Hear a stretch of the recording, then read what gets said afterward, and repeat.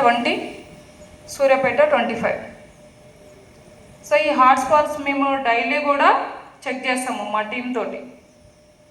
ఎక్కడైతే స్కూల్స్ ఉన్నాయో, కాలేజెస్ ఉన్నాయో ఇవన్నీ కూడా చెక్ చేస్తూ ఉంటాము. ఇందాక చెప్పారే పిల్లలంతా కూడా అవుట్స్కట్స్లలో కనిపిస్తున్నారు అనేది. చాలా కేసెస్ అయినవి, దాని గురించి నేను మళ్ళీ లాస్ట్లో మాట్లాడతాను.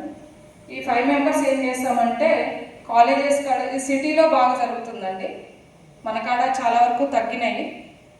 సో అదొకటి సంతోషమే. కానీ ఈ డ్రగ్స్కి బాగా అలవాటు పడిపోతున్నారు. గ్రామాలలో, విలేజెస్లలో కూడా పాకిపోయింది.